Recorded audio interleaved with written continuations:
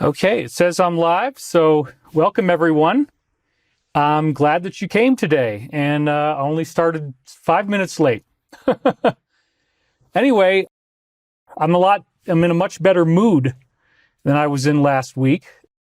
Let's read some of your comments just to get started here. We see greetings from Germany. I hope David won't make us wait much longer. I thought David fell off the planet. Finally, he's here. This is good to hear from him again. Share the live, LOL. He must be waiting for more people to come on. No, I just had to deal with stuff. Black shirt, crazy hair, crazier stories, I hope. Well, sorry if I let you down on the black shirt. Let's go, rock and roll. Good day, David, and all viewers. Greetings from the Netherlands with love. Thank you for all that you do. Hi, David. You look nice today. Hello, everyone. David is optimistic about the arrests and Q stuff. I'm not so sure. Greetings, brother. Lavender for the win. The voice is too low.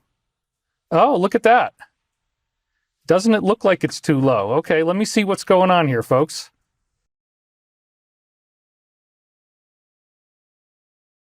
Okay, so you guys say it sounds good now. It looks like it should sound good now.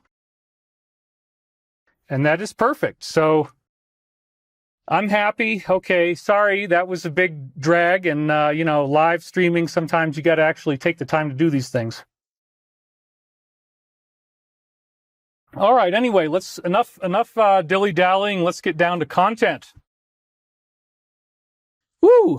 As I was saying, I feel better now than I did before. I was in a pretty sad state of mind last week just because somebody just yelled at me in the street, as I talked to you guys about. And, that's a pretty shocking and painful thing to go through for anybody. It wasn't at all what I expected, but it happens. So I wanted to be a lot more relaxed this week and just kind of take a nice, easier pace and not be as intense. But I also have some slides, and when I get into slides, the show gets really fun because now I can delve into data that gives you visual cues, visual information. So what I decided to do, I went back and I looked at my last show, and this is the show where I was talking about crop circles and things like this. And one of the things that I came to after watching the show is, okay, well, I promoted the product too much, and I apologize for that. I'm not going to do that this time, and part of the reason why is that we did get a nice response from you guys. It's certainly not enough to pay off the taxes, but as I said, I'm over $1 million in debt, and if these things with Stavati work out, I'm owed like 6 years of back salary for my work on the board of directors, and then there's other things like that. So it's going to be okay. I'm not ruined, and so I feel better this week because we've had some amazing orders come in for Stavati. We've got some cool stuff happening with the company. It's taken some time of mine, but again, at the same time, last week's show, I realized not only did I promote the product too much, which I'm not going to do this time, but I also was talking about the tetrahedron concept, but I didn't really explain it. And so I talked about the formations that were showing up last year, or this year, actually, this past season, just up until recently. And okay, everybody says the sound is great. I just want to make sure there aren't any other problems. Can you talk about the shape of the earth? We love you, David. Love is all that matters. David is not Valiant Thor. He is Edgar Casey. We already know this is not a big deal. You should be used to crazies by now. The camera is not focusing clearly. That's just a function of where my head is. Recognize you from Las Cruces, New Mexico. We love you here. The audio was perfect. Someone's headphones. No, we did have a problem with the audio. Don't drink the crazy lady spring water. Can we pay in parts for your new course like last time? We will try to get an installment plan going. We don't have one yet. Let's see. I have panhandled on the street to feed my family, but I don't mind. I'm sorry to hear that.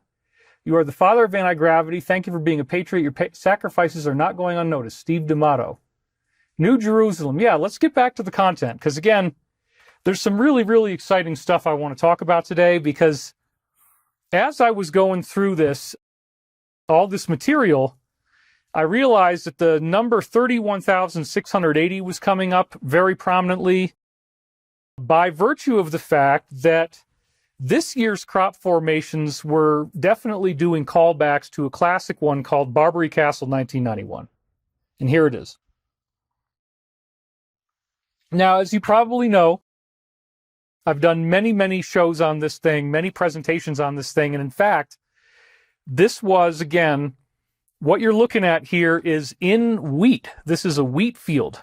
So despite how amazingly geometric this is, what you see in all these diagonal lines from the top left to the bottom right is this concept of tractor lines. And there's about 30 feet between each set of these lines. So the reason why you see two lines is that there's two wheels on the tractor.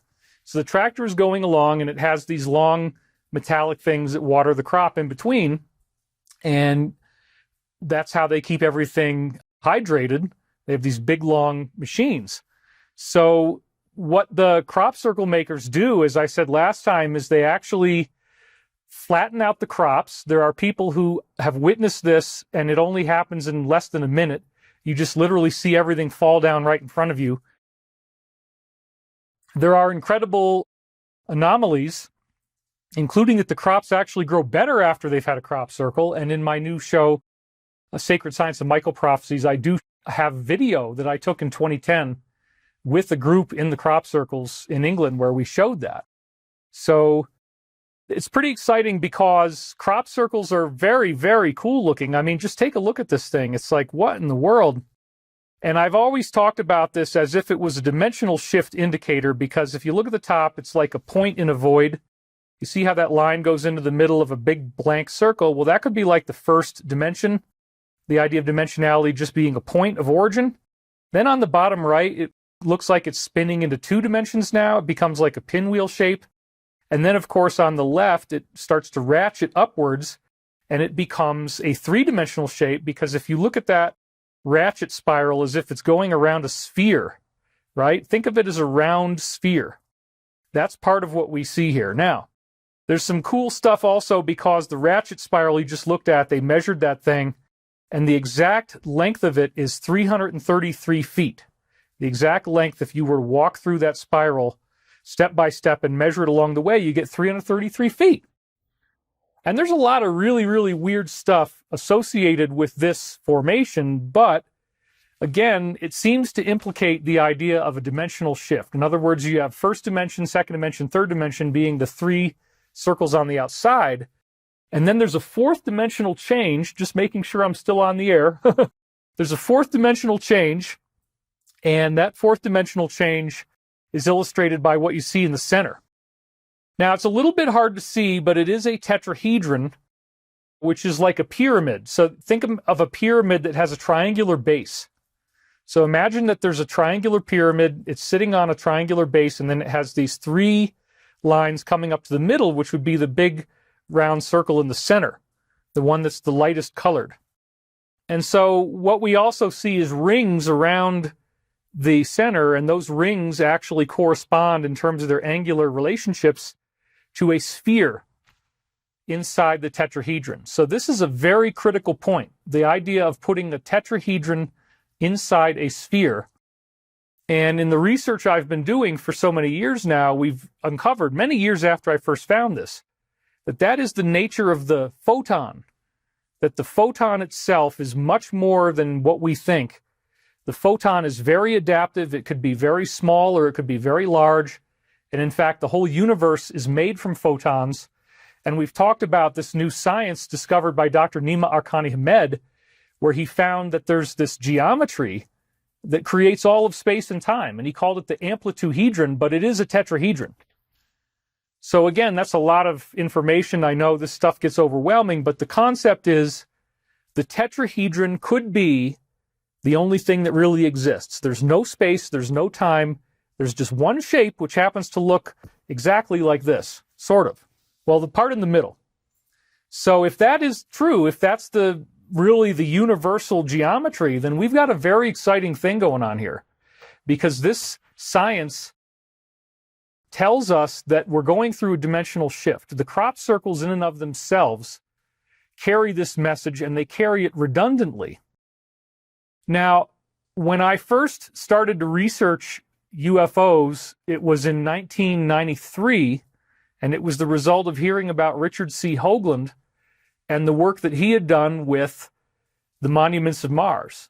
And he found a connection between this crop circle that you were just looking at, which again appeared in July 1991, and the actual angular positions of monuments on the planet Mars. This was very, very fascinating and truly dazzling to me to look at those correspondences and say, well, then he's also got a physics where he's saying that vortex points appear on planets based on this geometry, that as the planet rotates, this tetrahedral geometry is appearing somehow virtually inside the sphere of the planet. So the planet is a sphere. We said, you got to put the tetrahedron inside the sphere. Then we see these vortex points appearing, like Hawaii is at 19.5 degrees north, and 19.5 degrees north is exactly where 3 out of the 4 points of the tetrahedron will be. If you take, for example, the tetrahedron, put 1 point on the South Pole, you'll get 3 more that are all at 19.5 in the Northern Hemisphere. And I'll show you more illustrations of this. I'm just setting it up a little bit. So Richard C. Hoagland found that there was this weird energetic thing going on, and it seemed like the tetrahedron was causing the great red spot on Jupiter, the great dark spot on Neptune. It controlled where the sunspots went on the sun. It controlled where the cloud bands were on Saturn. Lots and lots of interesting stuff, all 19.5 related. So you got to remember, back in the time that I found this book, 1993, Monuments of Mars, he had connected something that was clearly extraterrestrial with monuments on another planet in our solar system and in advanced new physics. And this was all very, very exciting stuff to me. I was really, really thrilled by what Richard C. Hoagland was doing. And I met in his discussion forum in 1996 a man who was into a lot of the same stuff I was into, dreams and synchronicity, this kind of stuff. And his name was Joe Mason. And Joe Mason got me on the phone, and this was actually the night before I had the Archangel Michael contact. So the night I spoke to Joe Mason on the phone was November 9th, 1996. Okay, so this was at the beginning of the internet. It was dial-up internet. Nobody even had broadband. You couldn't even use video. The only way you could really get anything off of the internet that you could enjoy other than text was through audio. And so the radio show Art Bell was the big show, Coast to Coast AM with Art Bell. And Richard C. Hoagland was the premier guy on the show with 20 million listeners. And he was always talking about the face on Mars, that there was a mountain on Mars that looked like a human face. So this was pretty incredible stuff. And the human face was one thing, and I'd seen that going all the way back to the 1970s from stuff that I'd looked at in astronomy magazines for kids. There was an astronomy magazine called Odyssey for kids, and sure enough, it had this image of the face on Mars, and it was quite stunning to me at the time. So yeah, it was a pretty fascinating thing to find out that crop circles had illustrated this weird sacred geometry of a tetrahedron inside a sphere, which is then showing up in planets, and now we find out it's the photons, it's the whole universe is made of this strange geometry. But then I found this guy, Joe Mason, in Hoagland's forum, and he gets me on the phone on November 9th, 1996, and one of the things that he told me really, really blew me away. He told me that there's 31,680 square feet. Somebody just said, all you people are butt jobs inside the comments. Okay, well, I don't know if that's really true, but there are trolls in there. You don't need to insult them, though. So anyway, there's 31,680 square feet within the circular areas, and this number actually means the New Jerusalem in passages from the Bible, including the book of Revelation. If you use this science of Hebrew gematria, it turns out that the number 31,680 actually corresponds to the New Jerusalem.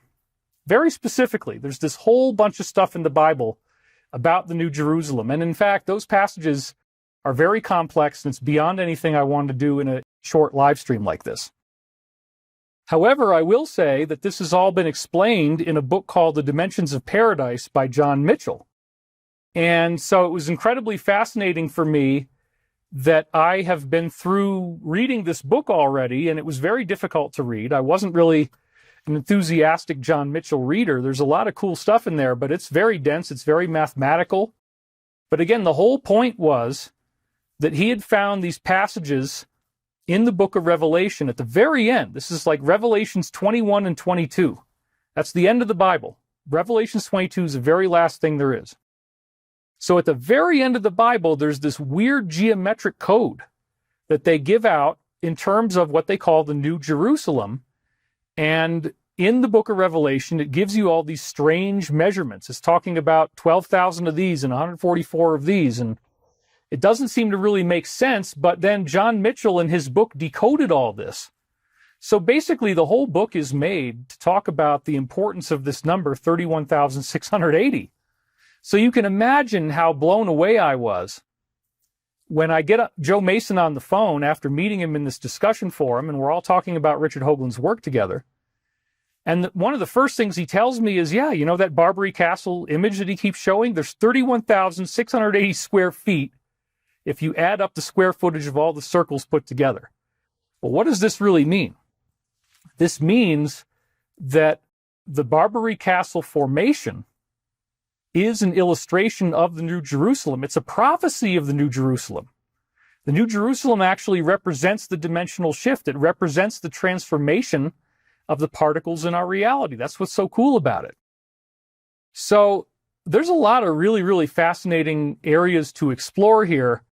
But the main reason I wanted to go through this today is to talk about many other aspects of the book of Revelation as well.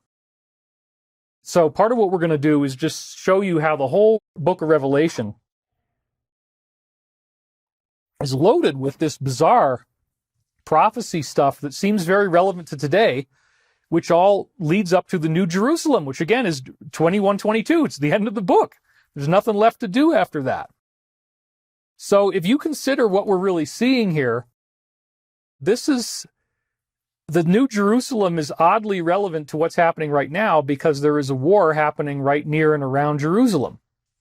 And we're in it. So all of the other things that we saw in the last episode regarding the prophecies of crop circles from 2023, clearly we saw, for example, lots of wicker basket formations. And I discussed how the wicker man represents, there was a movie from, I think, 1972, where it describes a pagan cult on a small island, and there's a police officer who goes there to arrest everybody, or whoever was responsible for this girl's loss. And in fact, they don't want the murder being investigated. They lure him into walking into a big man made out of sticks. I mean, this is a wicker man. So if you've ever seen Burning Man, and the idea of burning some big human effigy out of twigs, you know, it could be that the thing's 20 feet tall, and you might not even walk somebody in until they're halfway up from the bottom.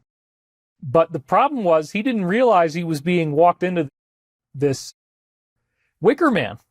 Only once he got inside and then they locked the door on him and they set it on fire did he realize they were burning him to death. So it's a very dark movie. It's considered a horror movie. It's in the horror genre. And Wicker Man is something that my insider, who claims to have worked on a covert level for the Clintons and had a lot of really dark stuff that he told me,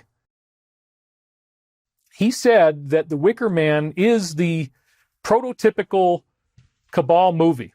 What you've got here is an illustration of exactly what they do. In other words, they're all in on it. Everybody on the island is in on it. And if anybody investigates them, it's curtains for the investigator. And they do it in this weird ceremonial way. Now, are they doing that now? No, they're not literally burning people now. I mean, maybe in some horrific situations that happens, but a lot of it now is just done by character assassination. So it's a lot less expensive to ruin people's lives through things that you can do online with people sitting at a desk than it is to hurt them. And so hurting people physically doesn't really seem to be that necessary anymore. They can get a lot done just with what they have as the tools of the trade. And I've suffered through this. My ex-wife and I suffered through this together for many years. We held up for a long time, but it was incredible. I mean, we were under just the most outrageous attack, really, really crazy stuff that you could ever imagine. And I think in time, that's all going to start to be more known about, but we'll see. So again, a lot of this stuff bounced back to the tetrahedron, and this illustration showed the tetrahedron, and that was in 1991, but then they came back and gave us some other examples that really, really nailed it. So like Woodborough Hill, July 22nd, 2009, is probably the best one they ever did to really show you this new physics. And we'll get back to the Wicker Man. It's all interconnected. So this is pretty cool because now what you're seeing is the tetrahedron where you got the triangular base, you've got the circles around the nodes, right? So you look at this, it's like, whoa, damn. This is a scientific geometric diagram of the tetrahedron geometry inside a sphere where each of the corners of the tetrahedron have spheres around them, which is, again, pretty similar looking to this. It's just like you kind of, instead of tilting it down on its, making it flat, now you've kind of like tilted it up and made it three-dimensional. So here's Woodborough Hill 2009 from a distance. And here's another photograph of it. It's just an absolutely gorgeous formation. If you look at it straight down, you get a really nice black and white contrast to the way it looks. And if you take a side angle shot when the sun is setting, then you get these really cool shadows like this. Another example that really nailed it on the head was the Merkaba Formation 2017. And once again, it's like, ooh, yeah, there's your tetrahedron. But another one, which I really, really wanted to get to today, and this is one of the things that just, it's been haunting my mind. It's been haunting my mind because this formation, I had to find out where it was. I couldn't remember. I went back to Crop Circle Connector. I went through years and years, and I finally found it in August 2013. I believe this was the finale formation of the season, and it appeared on August 13th, 2013. So here we go. Now, there's some very, very interesting stuff going on here. Oops, I'm not on my slide. I burped and you had to see that. Tried to cover those. Anyway, here we go. This is really amazing because, again, what do we see? There's a lot of strange stuff going on here. First of all, we do see a tetrahedron, don't we? That's right in the middle where the triangle is. And you can see the lines that make the tetrahedron, but it turns into a crown. It's like a human head is being crucified, and there's a crown. There's actually, as you can see, a halo around the head. And then there's these stylized beams of light coming off of the head. So this looks like it's an image of Jesus, and it might actually even be an image of Jesus crucified. We'll get to that in just a second. Now, there's then a series of circles around it, and this concentric circle motif, again, illustrates the physics, that it's not just one tetrahedron inside a sphere that started the whole universe. It fractalizes out and creates the whole universe. All the universe is made of atoms and molecules, which apparently are photonic in nature. They're ultimately made of photons. So the stuff that we think is real is actually made of light, and it's light that is created by vibration, interestingly enough. Now, this formation is really bizarre because it actually has a Christian symbolic connotation to the tetrahedron. And so Joe Mason, the same guy who trained me on all this stuff back in 1996, in 2013, he wrote a brilliant article connecting this formation to Salvador Dali's classic painting, Christ of St. John of the Cross. So here is the crop circle from 2013, and here is the image of Christ of St. John of the Cross. So it's interesting because Salvador Dali's image does create a tetrahedron between the two hands of Christ and the head. And just so that you get a sense of it, this is the whole image, okay? This is the full painting. And this is the detailed view of what we see up at the top. So it's pretty fascinating because it's not just that this crop circle resembles Dali's painting, it's the fact that Dali made this painting based upon an inspiration that he had in a dream where he said that he was seeing a tetrahedron that was the source of the universe, folks. So then he made this illustration based on his dream. So let's go back to that so you can see. Okay, so once again, here is the illustration of the crop formation. This was from 2013. And then on the right, we have the Christ of St. John of the Cross. And again, they're very similar, and they seem to have solved Dali's puzzle, as we'll see in a minute here. So again, there's the whole illustration. Here it is up close. And when we look at this formation and we compare it to St. John of the Cross, which is, again, part of what Dali's painting was called St. John of the Cross. Well, here's a stained glass window. It's got St. John of the Cross hanging upside down, which, again, is very similar to this formation. And we also have the image of a pendulum. You'll notice that it looks like underneath St. John there is this pendulum and it's swinging back and forth. Well, that appears to indicate how we're swinging in the balance. History is swinging in the balance. But we're all on the cosmic crucifix as well. That's another part of this, is that we as a planet are going through this cosmic crucifixion. So the crop circle makers seem to have directly endorsed Salvador Dali's vision. So Joe Mason, in this article from 2013, which you're going to see the link to now, he delineated from a Facebook post quotes from Dali where he talks about the dream that he had. Check this out. So you can go and look to this link, and that's where you can read everything I'm about to share with you. By far the most popular of all of Dali's religious works is without a doubt his Christ of St. John of the Cross, whose figure dominates the Bay of Port Ligat. I guess that's what's in the background. The painting was inspired by a drawing preserved in the Covenant of the Incarnation in Avila, Spain, and done by St. John of the Cross himself after he saw this vision of Christ during an ecstasy. At the bottom of his studies for the Christ, Dali wrote the following. Now, this is where it gets really amazing. So this kind of stuff gets me very excited. I'll just say that right up front. Because, again, the tetrahedron is nothing new. Just because Salvador Dali saw this in a dream in 1950 doesn't make it less valuable than the physics insights we're having now. His higher self, whatever creates his dreams, already knew that this is what the universe really is like. So here we go. He says, in the first place, in 1950, I had a cosmic dream in which I saw this image in color, and which in my dream, it represented the nucleus of the atom.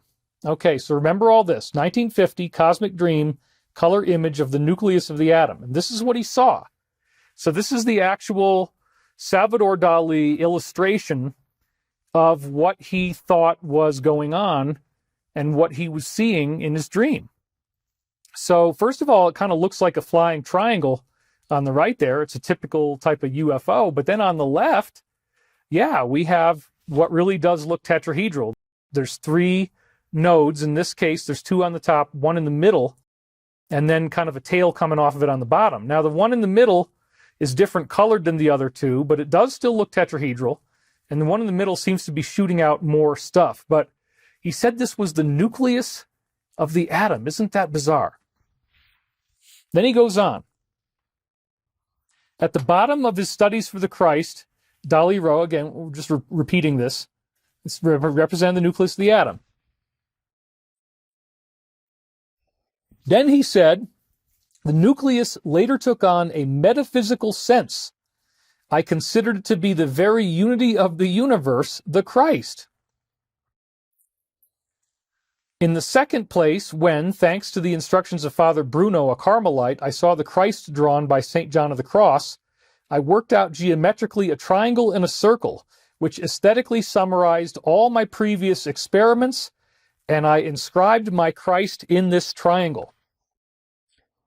So yeah, this is stuff that I like to geek out on, because what we see is that Salvador Dali is telling us that the whole universe is made of this Christ consciousness, and he was looking at what the Christ consciousness actually was, and he was seeing it as the nucleus of the atom.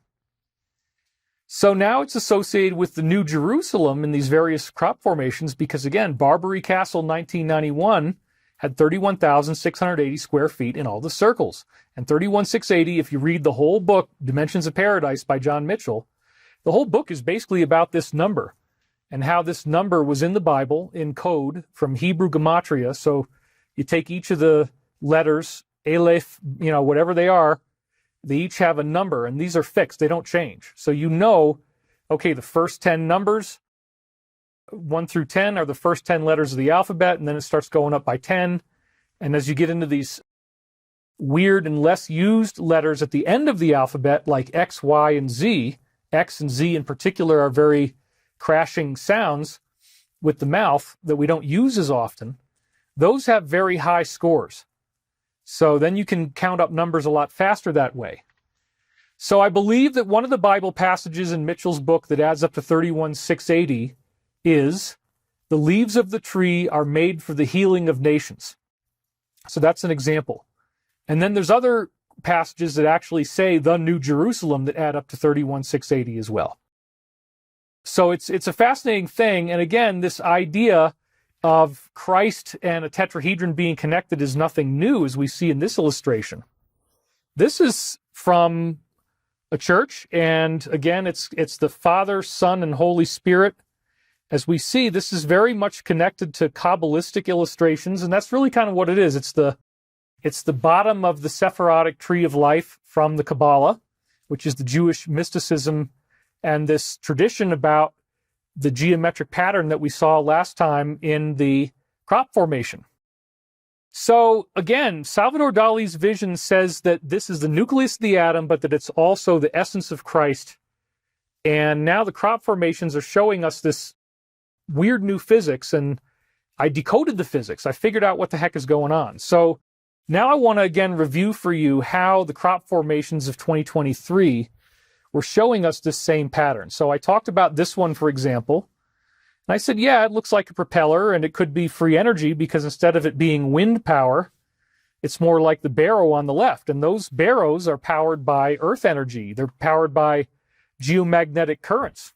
So with that kind of earth energy in place, you don't need anything else. The barrow itself there actually will create energetic healing. So if you were to go inside these, and that's what they used to do, they'd have a little room you'd go into. You meditate in there and you actually experience healing. It will actually cause you to get healthier. Your wounds will heal, bodily problems will heal, cognitive issues will heal, you get a psychological healing. And again, if you see how they're connected to each other, the propeller, it looks like propeller, but it's also got waves of energy coming off of it. And again, it's got this very tetrahedral shape. We talked about the fleur-de-lis pattern, this kind of womb, as I was saying it was. And that, again, there's a lot of stuff we can do there with the tetrahedron and how the three leaves coming together are tetrahedral. They make a series of these little triangles.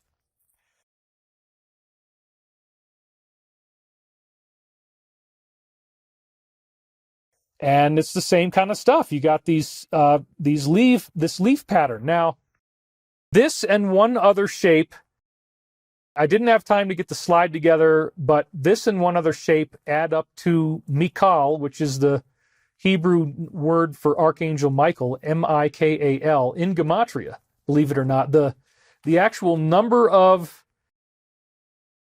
different squares that we see and the different individual shape elements that we see with this plus one other formation, one of them was 47, the other one was like 117 or something like that. I forget the exact numbers, but anyway, they add up to the actual name for Archangel Michael. So this is now being interpreted by many, not just me, as Archangel Michael's shield. And again, here's another illustration of it. It's tetrahedral, right? You've got the same kind of deal. You've got the three leaves, which look like the three corners of the tetrahedron. You've got this bendy shield with the geometry on it, which is, again, wicker basket geometry. And the wicker basket symbolizes, this time, it's the DS that's in trouble, not us. All the lights are pointed on them, and some of these other formations keep showing you the all-seeing eye, that the light is now on them, the periscope is pointed to them, and we even had the symbol of NATO show up in the midst of all these wicker basket formations. And again, the wicker basket is associated with the overthrow of someone. Now, in the past, in the movie, it's the guy that's investigating them, but I think the tables are turning now.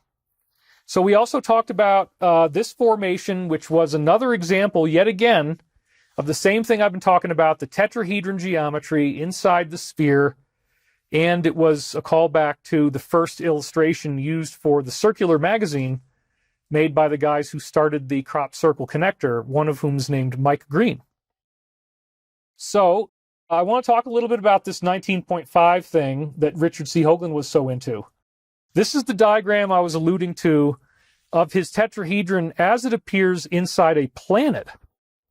So the 19.5 degree point, in this case on the red one, is again north of the South Pole. So you put the point on the South Pole, then you got three vortexes that are at 19.5, and they're all 120 degrees apart from each other, because that's what a triangle does. It cuts the circle up into three equal pieces that add up to 360.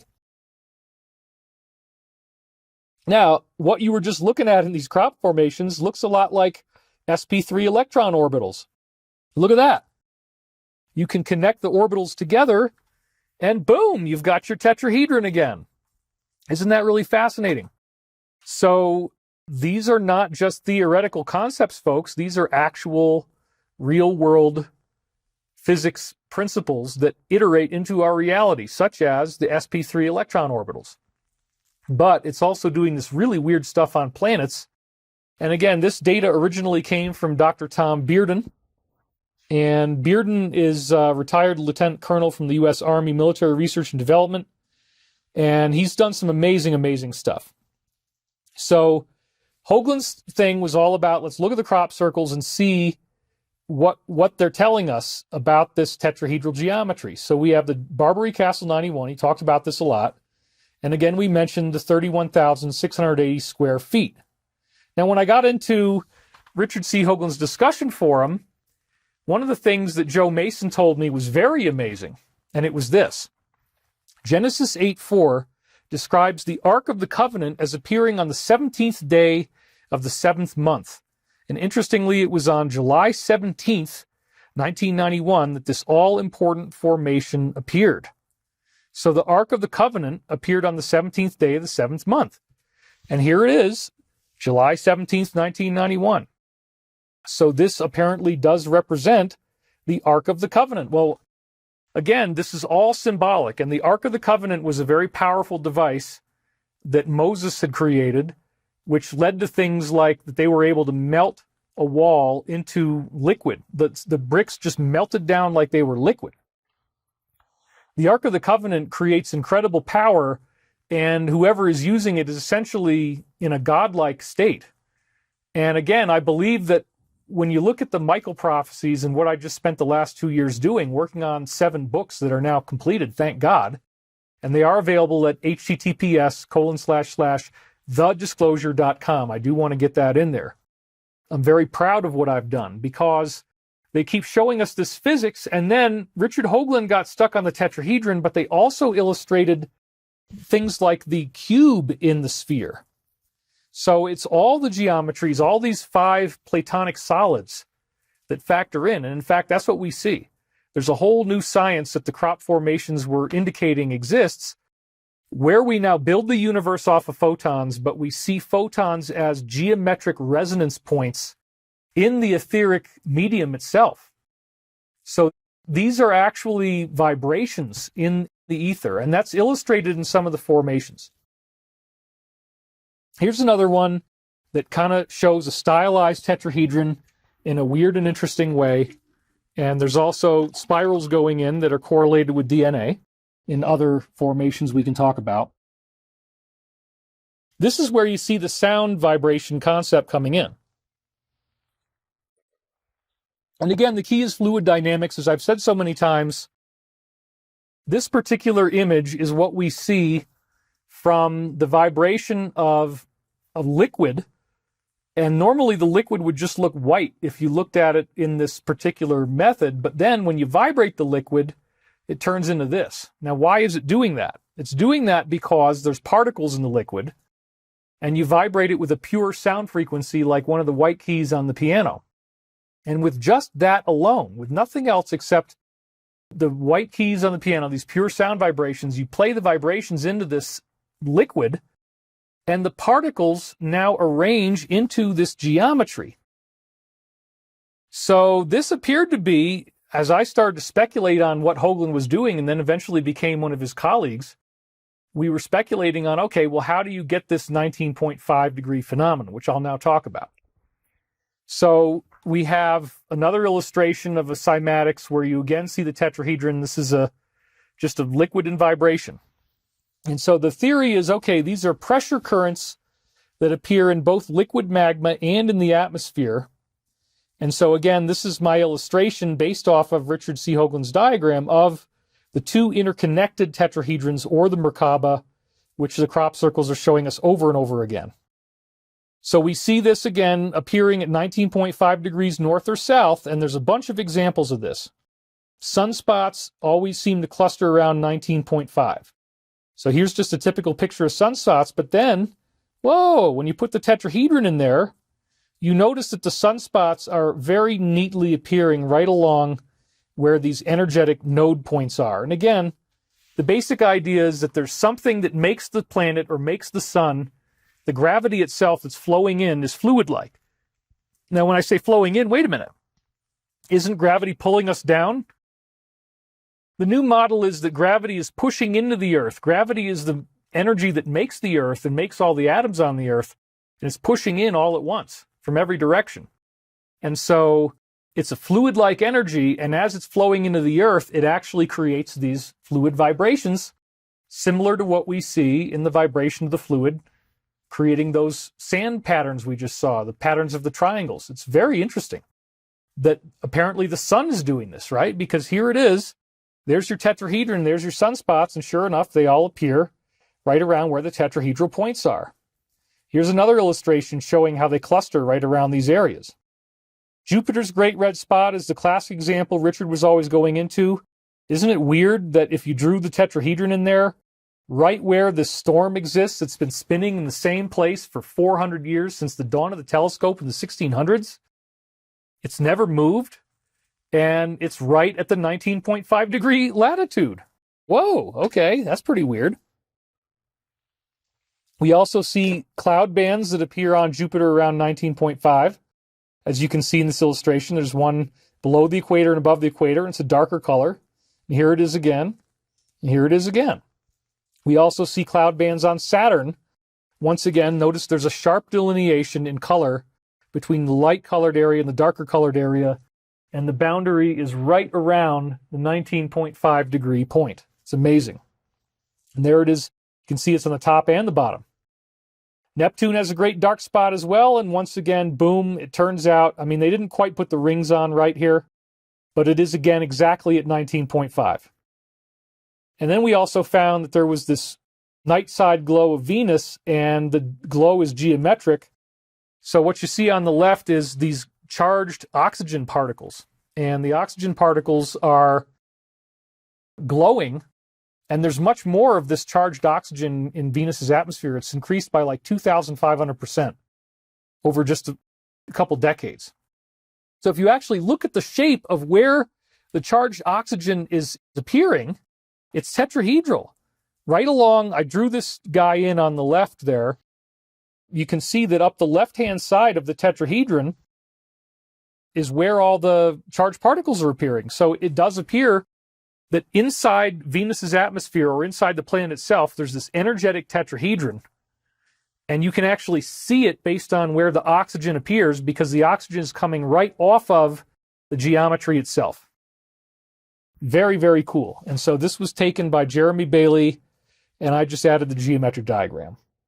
And then when you get a solid planet, and for a long time this really confounded me, you get volcanoes. So on Mars, there's a large volcano at 19.5 called Olympus Mons. It's 3 times taller than Mount Everest, and it's exactly at 19.5 degrees. So here's an illustration where, oops, let's get that on camera, where you're going to see the 19.5 degree point. See those 3 guys on the left? That's all geometric, isn't it? They're all in a line. But now you're zooming in on the big volcano, and this is exactly at 19.5. And again, it's the most massive thing in the whole solar system. So pretty amazing. And we're now just still zooming around it. So why is this thing so big? Why is it 3 times taller than Mount Everest? And remember, Mars is a lot smaller than the Earth. Well, apparently the reason why is that it's exactly right at the 19.5 degree point.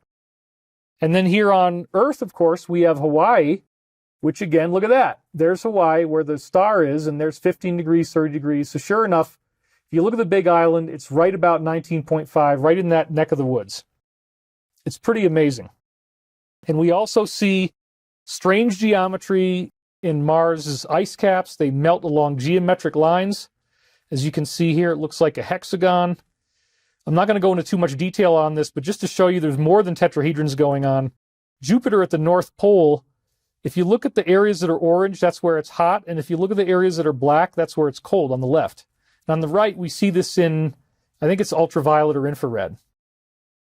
So they even call it a quasi-hexagon, but if you put the dodecahedron over it, like, ooh, wow, look at that. Somehow, and don't, I'm still not sure I completely understand why, but there's a differential in temperature on Jupiter between the cold areas and the hot areas, where the top and bottom pentagonal faces are exactly where it's cold, and then there's a sharp boundary, and all of a sudden it gets very hot, with nothing in between. So it's the faces of the geometry that are changing temperature. And it's a very, very curious phenomenon. And so here again, I'm doing it without any other visuals in the way so you can see it. And then Saturn has a strange hexagon on its north pole. So you can see it here and here. There's some kind of weird hexagonal geometry up there. And it's like, well, what in the world is that doing there? Let's make sure I show it to you. I'm not sure if you saw that either. So this is the other one. The other illustration of it. You can look closely and look in the middle, and sure enough, there's a hexagon there. So like, wait a minute. Our science doesn't talk about this. Yeah, because there's this fluid-like geometry that's causing these things to happen, like the dodecahedral boundary of temperature in Jupiter's atmosphere, like the Saturn polar hexagon, and like the 19.5 degree vortex points. So again, for many years, I'm like, why in the world would it be showing up in Hawaii and on this weird volcano on Mars? And the answer is that the lava is spinning in the shape of a tetrahedron inside the Earth. If we actually modeled the flow of the lava inside the Earth, it's going to be tetrahedral, and it spins at these vortex points, which then on Mars becomes Olympus Mons, and on Earth it becomes Hawaii. Very volcanically active points. So that's how the physics actually works. So then we see the same thing, 19.5 again, on Saturn's moon Titan. And so this was totally incredible because it's like, here's this weird heat surge on Titan, and you look at where it is, and you even have the illustrations there on the right, and sure enough, it's 19.5. Bang! So this is an interplanetary phenomenon. And it also happened on Neptune, where a great dark spot had a hyperdimensional pole shift, and it actually moved from the southern latitude to the northern latitude, but it stayed at 19.5. And so even though you can't actually see anything here, they needed computers to figure this out. These are the illustrations of Neptune as it went through its great dark spot pole shift. So again, it's like you really need analytical tools to properly understand what you're looking at here, but there it is. How in the world would it make a hyperdimensional pole shift? Well, remember, there's 2 tetrahedrons in the geometry. They're like interconnected like a Merkaba. And so you could have, apparently, the geometric point can shift from the north latitude to the south latitude or vice versa. And that's what we saw happening here. So this really was an interplanetary phenomenon. And now they're like, well, we don't know what's going on because now the great dark spot moved to the northern latitude, but now it's trapped in a new area, and that's 19.5. Well, we know why. So this was the juice of the Richard Hoagland model, and it was amazing. We had this physics about volcanoes appearing like Hawaii and Olympus Mons. The reason why Olympus Mons is 3 times taller than Everest is it is apparently a manifestation of this volcanic uplift caused by what? Caused by a tetrahedron. Same thing with Hawaii, same thing with Great Red Spot, Great Dark Spot, cloud bands on Saturn, cloud bands on Jupiter, sunspots on the sun, the bright spot on Titan. I mean, it goes on and on. So then when I found Joe Mason, and we were all just really excited about this, and Hoagland had only really taken it where we got Barbary Castle 1991, this amazing crop circle, shows us a tetrahedron, and we see it on planets. Then I meet Joe Mason, and he's telling me, wait a minute, you got to remember Dali's vision. And Salvador Dali saw that this was not only the nucleus of the atom, but it was actually the Christ consciousness itself. Isn't that weird? So at the end of the book of Revelation, it uses this number 31,680 in code, which means the New Jerusalem. And this number again appears as the square footage of all of the rings put together inside Barbary Castle 91. And I believe that that prophecy, the reason why they did that in 91 was meant for us to understand now, because there's problems happening right around Jerusalem right now. And all this year's crop formations clearly wanted us to go back and look at Barbary Castle 91 again, because they all show you the tetrahedron. So in order to set up why 31,680 is so critical in the book of Revelation, I want to talk about some of the very strange things where this might not be as obscure of a book as you think. So this kind of stuff is a little bit disturbing, but I want to bring it out because I think it's very significant. And again, Michael has told us we're not going to be experiencing catastrophic earth changes. So back to the slide now. I'm so used to telling somebody to change slides, I do it to myself. Isn't that funny? So the first thing, which I'll probably talk more about next time, and I'm not going to do it this time because I just didn't have enough time to put a lot of stuff together, is the collapsing of two olive trees and or lampstands in the book of Revelation. And I wrote an article series called Revelation on the Revelation. It's way back in my early website writings from maybe like 2001 or thereabouts. Maybe even earlier than that. And I propose with some pretty compelling scriptural evidence that the collapsing of the olive trees or lampstands is the two towers of 9/11.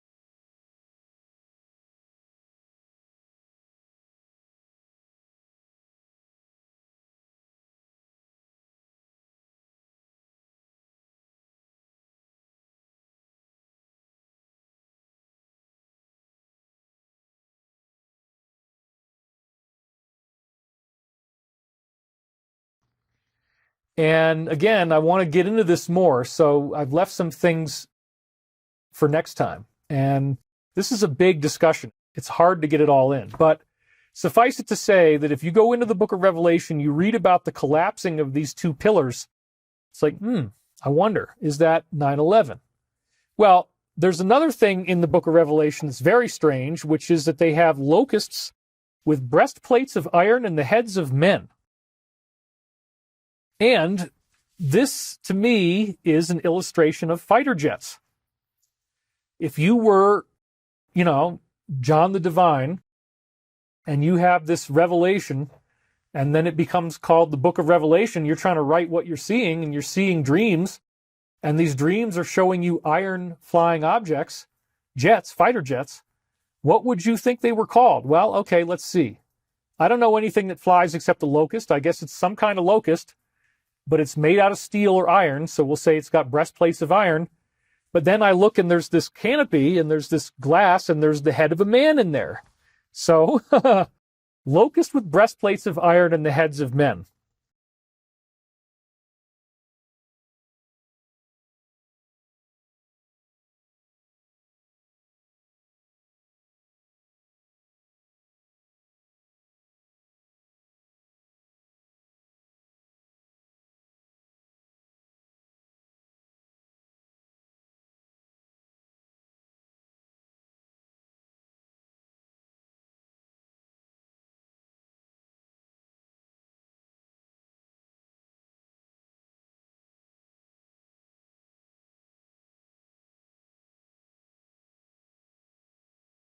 it's pretty darn ironic that this is in there because it seems to be clearly prophetic of fighter jets. But in addition, they have the power to sting like a scorpion.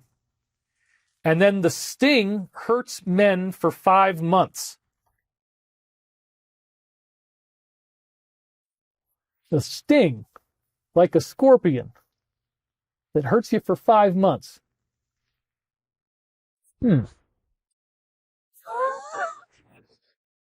What could be similar to a sting like a scorpion? What could be something that doesn't cause damage right away and could be a product of the military-industrial complex, the same folks who brought you fighter jets? Could they use a non-military type of system?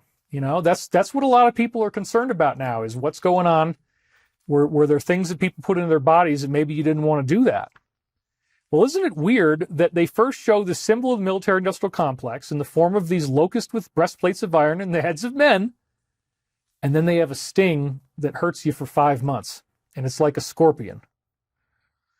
You tell me what you think that means. I'm not going to actually finish the job of interpretation, but I think you get the point. It's pretty insane. And then as we go further along, just to drive the point home even more, they have the vials of God's wrath. Whoa. Now, again, the book of Revelation also has catastrophic prophecies in it that are of the nature of what looks like a pole shift. And I'm going to cover those in a minute here. But first of all, before we get to that, they actually have angels who have 7 different vials, and they open up the vials and they pour them out on the earth. And these are the vials of God's wrath. And this absolutely sounds like vials of inoculation. It does absolutely appear that the book of Revelation has a COVID-related prophecy in it, in the sense of what people thought they were using to fight COVID.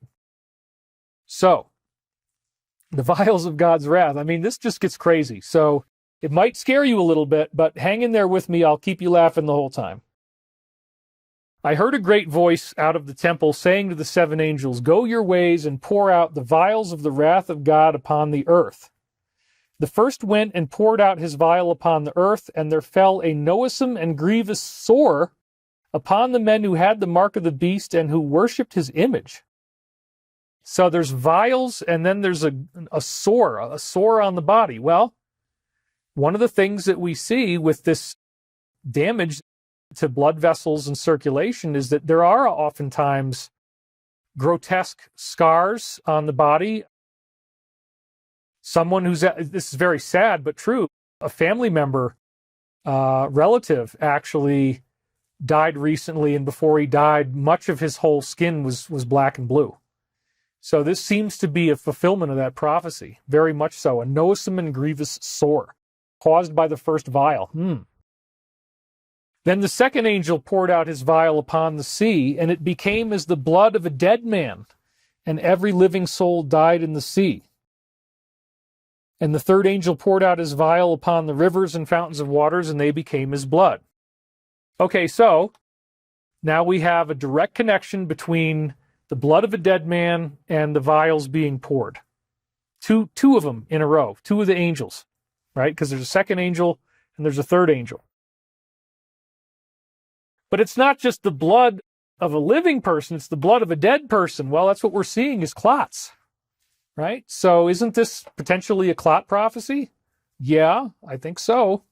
I mean, it's symbolic because it's talking about rivers and waters, but these are also the rivers and waters within the circulatory system. So this is the Bible. This is over 2,000 years old. Nobody disputes that. Or roughly 2,000 years old, maybe 1,990 because, Christ died in 33 AD, and then these things got written afterwards. But yeah, we'll just say 2,000 years. What's going on here? How did they get vials, and how did they get blood clots? And whoa, wait, what? Yeah, I mean, it's weird, right? It's very, very weird. And then the fourth angel poured out his vial upon the sun, and power was given unto him, I guess the sun, to scorch men with fire, or that angel. So this is your solar flash prophecy.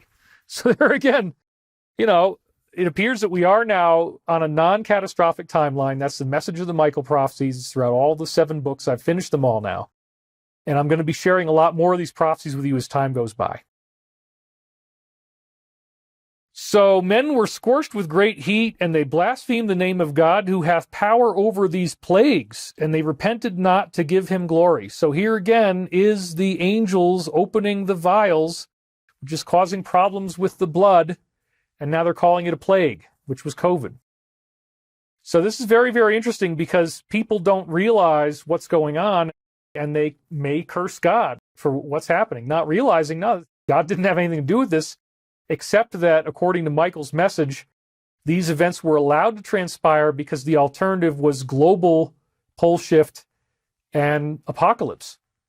So even though what we're seeing is very tragic, it was a necessary thing to save the planet because it's triggering a great awakening. People are becoming aware of what's going on.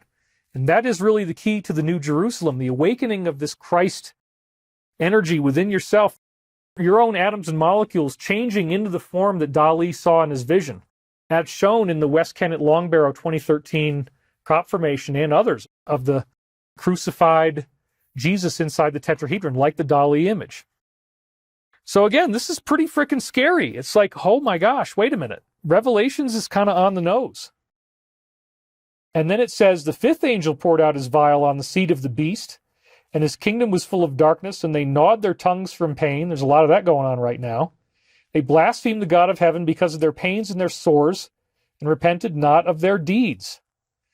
Well, yeah, there's a lot of pain associated with this stuff. It's very, very sad, and here it all is in the Bible. So then it says, the sixth angel poured out his vial upon the great river Euphrates, and the water was dried up. The way of the kings of the east might be prepared. And then he sees this demonic vision. Well, first of all, even before we get to the demonic vision, the water dries up.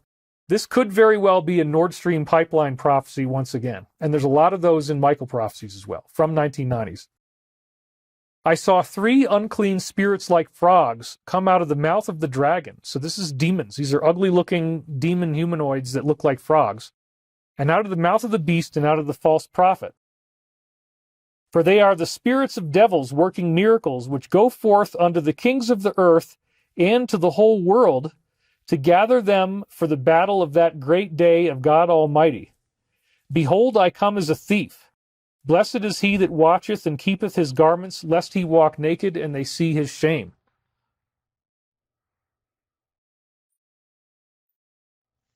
So, very important is the first 2 lines here. The spirits of devils that go forth to the kings of the earth and to the whole world. It does appear that lower astral planes do exist on Earth and everywhere else where there's sentient life, and that those lower astral planes can be essentially evil, satanic, demonic in nature. And this is a very interesting thing that I explore through all 7 of the Michael Prophecies books, this idea that no, hell is real, demons are real, and they can show up under certain circumstances, which to me is just about as terrifying as you can possibly imagine. The whole demon discussion really, really freaks me out. And I had rejected the discussion and ignored a lot of very interesting data over the years. And it wasn't until Michael Prophecies and all these pieces of information coming together that I actually put all of it together. So again, this is Revelations and the angels telling you that there are demons influencing the earth, and these demons might actually be extraterrestrial. So in the new cosmology that Michael is showing us, you have events like Fatima in 1917, where in the final event on October 13th, 1917, there was 90,000 people whose clothes became bone dry in the middle of, after a rainstorm had just happened. They were all soaked to the skin. It dried out their clothes, and they saw this disk of dull silver that covered over the sun. And it was a merry apparition. So I keep talking about this. There is good and evil in ufology. There are good guys and bad guys. The good guys are angelic ETs who might identify as, for example, Mother Mary. They've done that, or they're posing as Mary at least. But they're appearing in these flying discs. And then you have Fatima, where 90,000 people see this thing having a dramatic effect on everything that was going on in the area. So I'm really intrigued by all this, and I've just spent 2 years putting this amazing stuff together. And now I get to share it with you. So this is actually outside of the books. This is just more like an add-on from Revelations, where I want to talk about these prophecies and how stunningly correlated they are to what's going on now. So again, the main thing I want you to see here is the idea that demonic energy somehow is influencing what we could call the cabal. And that this is right there in the book. He gathered them together at a place called in the Hebrew tongue Armageddon. So this is right at the end of the book. There's a battle of Armageddon associated with vials being poured out. The seventh angel poured out his vial into the air, and there came a great voice out of the temple of heaven from the throne saying, "It is done." So the whole thing is done at the time that the last of the vials are poured out. And now many, many people, if not most, are rejecting these treatments, these medical treatments. So Armageddon is what happens as the vial thing runs out. Well, the Ukraine war is now not being funded. I mean, Germany just sent them a little bit more, but this is just a fact. And now what we're seeing is that everything is shifted to Israel. It's very terrifying. I'm very concerned about everyone in the area. That's why I want to make sure that we get through to the point of doing the global peace meditation. But before we get there, I wanted to spend maybe 2 hours, I'm about an hour and 15 minutes in now, talking to you about these biblical prophecies and how it leads to the New Jerusalem in 31,680. So again, when the seventh vial is finished being poured, that's when it's done, and the Battle of Armageddon begins. Let's hear more about what it says from here.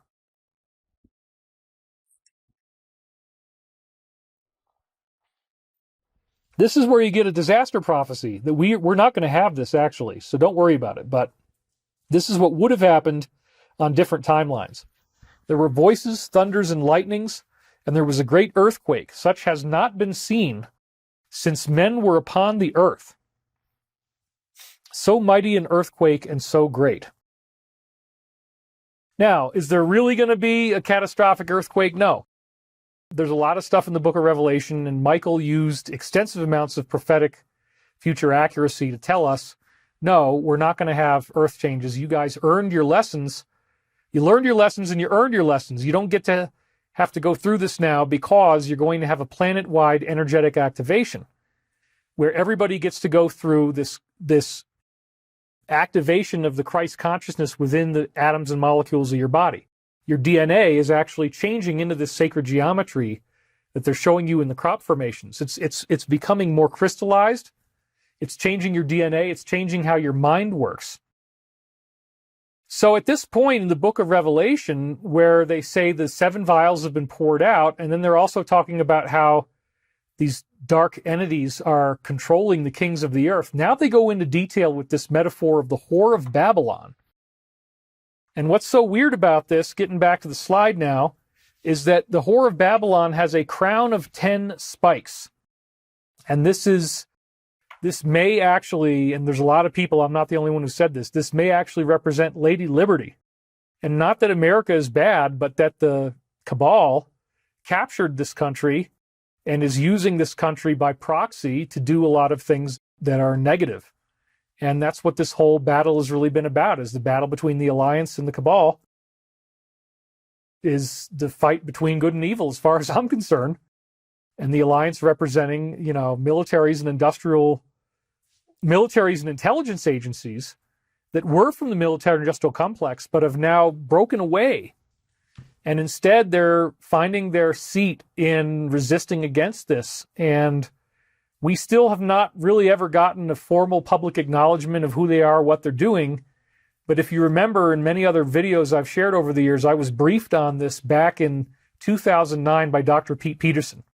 And he was telling me, there's these guys in skiff rooms and they're planning out the arrest and defeat of the deep state.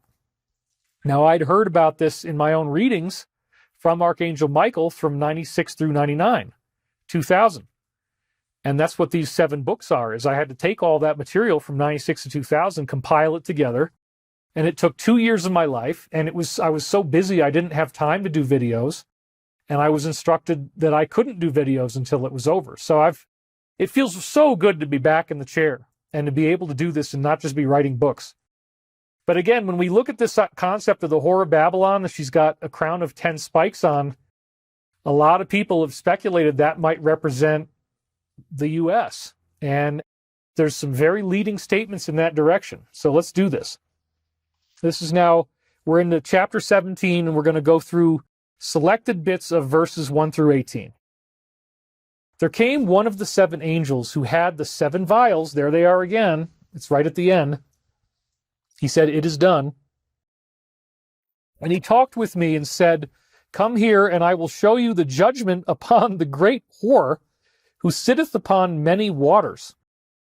So, yeah, it's a weird metaphor. The Bible is talking about a prostitute. Yeah, it's in the book of Revelations, and we now have this widespread understanding of things like Me Too and all that stuff. There's been so many of these exposés now, and there is a widespread perception of this sort of parental entity that was running our various aspects of society. You know, some people still want to believe it's a positive, but there's a lot of negatives out there, and those negatives keep increasing.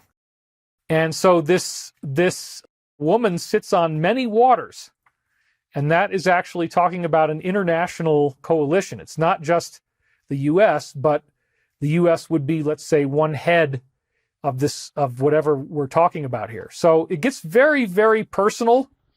So she's sitting on the waters after the 7 vials come out. Check out how interesting this gets. So the kings of the earth have committed fornication with her, and now we're seeing that everybody seems to have lied about some very, very significant things. In other words, is this safe for you to take? And it may not have been. And the inhabitants of the earth have been made drunk with the wine of her fornication. Whoa. Now, think about it like it's a dream. Think about it like it's a metaphor, like it's a symbol. Is it really wine? Or is it a liquid substance that people might have taken in not by drinking, but by ingestion through another means? And they were just talking about vials. The inhabitants of the earth have been made drunk with the wine of the whore's fornication. It's the inoculations. It is. It's got to be. What else could it be? You see what I'm saying? And it does cause people to have cognitive issues, right? So this is incredibly fascinating. Again, Michael says that by us going through this, by Memorial Day 2025, we're going to have had this profound change where everybody will be able to heal whatever damage they've had if you were unlucky enough to be involved in this. So I do not see it as a doom sentence at all. I would say just live as healthily as you can, eat the best diet you can, drink as much clean, pure water as you can, stay away from sugar and wheat as much as you can, and you do those things and you fast occasionally, and there's a lot of other remedies out there that do seem to help. You just got to hang on till mid-2025. It's not very long. It's a little over a year and a half. And I really do believe that once this comes to pass, Michael in these books has talked extensively about a solar change. It's not catastrophic. There will be a solar release of some kind, and this apparently is associated with when these ET brothers and sisters who are human-looking will return in mass sightings. So we are going to get the rapture or the ascension without the disaster, without the pole shift, and without everybody having to die and be rescued by these human beings in their ships. Instead of that catastrophic Noah's Ark scenario, we're going to get to see it all play out right here on Earth, and it's because we have been drunk with the wine of her fornication. It's because of this campaign. And remember, they're pouring out vials. They're pouring out vials. And then they say that we're drunk with her wine. So let's go on from here, because this is incredible. He carried me away in the spirit into the wilderness, and I saw a woman sitting upon a scarlet or blood-colored beast, blood red. Uh-oh. Full of names of blasphemy with the 7 heads and the 10 horns. So once again, it's the symbol of probably America and the cabal in general. But again, America's going to be fine. We just got to clean up a little bit here. The woman was arrayed in purple and scarlet color and bedecked with gold and precious stones and pearls, having a golden cup in her hand, which again is a liquid and it symbolizes something, full of abominations and the filthiness of her fornication. That again is the wine that we're drunk from, right? And upon her forehead was a name written, Mystery, Babylon the Great, mother of the harlots and abominations of the earth. And before I cut away, isn't it interesting going back to the top that she was dressed in purple? Purple. Now, I mean, I've got a kind of purplish shirt on, but that's the Christ consciousness color. But it's also, purple is very much correlated with something that's been going on a lot right now. And there's a symbol associated with purple. And so here we have this harlot, and she's got the purple color, and she's also blood red. And then it says again that she's got this cup in her, and it's filled with the abominations and filthiness. So this is not something that's safe, right? And mystery, also she's called mystery on her forehead. So the location of the mark of the beast is associated with mystery because you don't really know what they're doing. They don't tell you what they're doing. They lie and they lie and they lie. And people just can't imagine the scope of the lying, that this is actually what we're seeing. So mystery and the mother of the abominations of the earth. All of this is associated with vials being poured out and the drunk on the wine of fornication. So once again, I saw the woman was drunk with the blood of the saints and with the blood of the martyrs of Jesus. So this is a representation of evil. And again, that symbol is at the end of book 7. The final dream I have at the end of the Michael prophecies, there's a couple more that kind of round it out about hover cars and stuff, but the big finale, which I will share at some point because I'm going to go through all this eventually, is the shattering the queen dream. And the cabal is presented as this woman. This is the harlot. I believe this is all biblical, and that's who she symbolizes, what we're reading right now. So she's drunk with the blood of saints and martyrs for Jesus. Well, that's exactly what we see, that these guys are anti-Christian, and they really don't like it, and they want to come down on you about it. And so maybe the reason for this is that they're working with the opposite side of the coin, and those entities don't really like what's going on because if they lose, they die. The demons, the lower astrals, the ghosts, these dark entities or shadow beings, whatever you want to call them, they do exist apparently, and there are ways in which you can see them, but it can only be done through the most sadistic and lethal methods. So I don't think most people are ever going to actually have this happen, but they definitely will appear in your dreams. So you can definitely see them in your dreams. There's no doubt about that at all. And they don't like what's going on. And there's an extraterrestrial component. I've talked about this many times before, that there's these entities that come from Rigel, which is the star on the bottom right-hand side of the constellation Orion. And they are the Draco reptilians. It's a reptilian-infested solar system. And they apparently enjoy this particular type of magic, which they get people to practice on Earth. And that creates the ability to have a direct contact, not only with them, but with lower astrals. And so now, the actions that we see of this quasi-political entity that's ruling the Earth, it's not based on what's good for humans, it's based on what's good for these entities. And the Bible is telling us all about this. So their proxies on Earth, these entities, when they have proxies on Earth working for them, they want you to be as anti as possible, just like we see in this passage here. Drunk with the blood of saints and the blood of the martyrs of Jesus. And when I saw this harlot, this is the guy seeing the vision, this is St. John the Divine, I wondered with great amazement. And the angel says, well, why are you marveling? I will tell you the mystery of the woman and of the beast that carries her, which has the 7 heads and 10 horns. So once again, there it is. The beast that you saw was and is not and shall not ascend out of the bottomless pit. So it's doomed. They that dwell on the earth, whose names were not written in the book of life from the foundation of the world, shall wonder when they behold the beast that was and is not and yet is. And here is the mind which has wisdom. The 7 heads are 7 mountains on which the woman sitteth. So again, this is talking about how it's a worldwide cabal. It's not just in one place.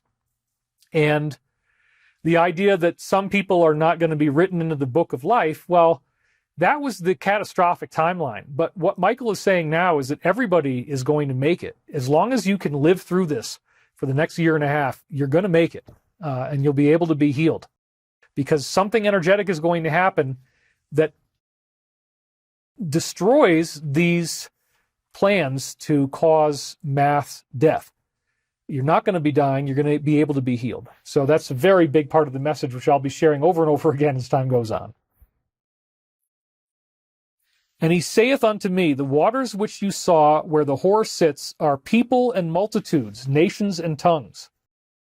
The 10 horns which you saw on the beast, these shall hate the whore, and shall make her desolate and naked, and shall eat her flesh and burn her with fire. Now, this is not what you want to do. But the problem is that these people end up committing atrocities. They do things that cause others to become very angry at them, and this mob mentality takes hold. And so I explicitly condemn the attacks against Israel that we've seen. It is not at all anything that supports my beliefs. And I explicitly condemn violence. I think that it's sad in certain cases where violence happens and it has to be mitigated. And in some cases, a response is necessary, and I get that. You can't do nothing. But we have a situation right now that very quickly, in just a few moves, could turn into World War III. And a lot of people are really concerned about that. Since I actually now work in the defense industry, and my company is now just getting started, we want to do next generation technology. We want to do free energy power plants. We want to do hover cars, as I've said. And we are actively working on this goal. And part of why I'm happier is we had some pretty big breakthroughs in the last week, stepping towards this actually becoming a reality. In fact, we may actually have to choose which offers we're going to take. That's starting to look like that might happen. So when I see this type of mob mentality and that the whore is attacked and burned, that's what we don't want to do. But there's a lot of people who still act that way, and it is reflective. This passage in Revelations is reflective of the horrific carnage that happened in these initial attacks in, I guess, October 9th was the date. So this was right before the big solar eclipse that had been predicted in the crop circles, and that solar eclipse was associated with NATO and associated with the fall of the cabal. And it's a very interesting and scary time because all of these prophecies are coming true about Armageddon. It's a battle around Jerusalem, but it leads to the new Jerusalem. And so, again, I don't want to get caught up on the negatives here, but let's talk about where this is going. So as we move forward in the Bible, it goes to this. God has put into their hearts to fulfill his will and to agree to give their kingdom unto the beast. So this was part of the plan until the words of God will be fulfilled. And then it really gets on the nose here and says, the woman who you saw is the great city that reigns over the kings of the earth. And then they end up calling that Babylon once again. And we said, and they called her Mystery, Whore of Babylon. So the woman who you saw is the great city that reigns over the kings of the earth. And we will be stuck in this. We will be stuck in this harlot's kingdom until the words of prophecy are going to be fulfilled. But that time is now, right? So when you look at the top line, until the words will be fulfilled, that we will agree as a collective that we're going to go through this because it's part of our mass awakening. By realizing what's really going on and that people could lie to us on such a spectacular level and that reality as we know it has been manicured by the powerful to fit an agenda, that's why we don't have this photonic model of the universe. That's why we don't see the interplay between consciousness, tetrahedrons, biological life, 19.5 degree vortex points on planets, and then it gets into the arrangement of galaxies, it gets into the spacing of the planets in our solar system. There's so many different layers, and it shows up in the nucleus of the atom. Once we understand that consciousness creates these tetrahedrons, we can think them into existence. We'll create a resonance in the field that leads to that tetrahedron forming. All of these crop formations I've been showing you, they're talking about 31680. They gave you that square footage in the circles of Barbary Castle 91. And 31680 is the new Jerusalem. So now here we have a war in Israel while all the crop circles of this year are telling us to think about the New Jerusalem, because they illustrate the tetrahedron, and the first big tetrahedron in 91 had that yardage, the square footage of 31,680, New Jerusalem. Let's go back to Revelations now. Therefore shall her plagues come in one day, death and mourning and famine, and she shall be utterly burned with fire, for strong is the Lord God who judges her. And again, this appeared at first to be a solar flash, but wait a minute, plagues? Yeah, once again, we got this tie-in, direct tie-in with COVID. It's really amazing. So again, the solar flash ended up not needing to be necessary because enough of us awakened that we don't have to go through that level of judgment. Thank goodness. And the kings of the earth who have committed fornication and lived wantonly with her shall bewail her and lament for her when they shall see the smoke of her burning, standing afar off for the fear of her torment, saying, Alas, alas, that great city Babylon, that mighty city, for in 1 hour has thy judgment come. This is a very intense warning about the city of Babylon burning. And again, back when we're looking at the 2 olive trees and the 2 lampstands falling, we say, hey, this looks like 9/11. Yeah, the Whore of Babylon, America, the 10 points on the crown. And then in that 1 hour, her judgment has come and she has fallen. So the original version of this could be 9/11, but now we have a far worse situation. And again, as a result of being involved in this defense community, it's really important to never undermine the significance of how much war has changed in the modern era. What do I mean by that? I mean that we now have on the adversarial side of things, for our perspective as Americans, supersonic missiles. And we don't have anything like this yet. Now, my company actually is working on an alternative because we desperately need one. And there are some interesting technologies that we can use that are not normally being used now that will get us there. So we can actually compete with this. Because if we don't, we are hosed. Now, what do I mean by that? What I mean is, you can read about this. It's not ever being kind of openly talked about, but these new supersonic missiles have the destructive capability to destroy aircraft carriers. In a sense, aircraft carriers are only still being used because nobody's done this yet.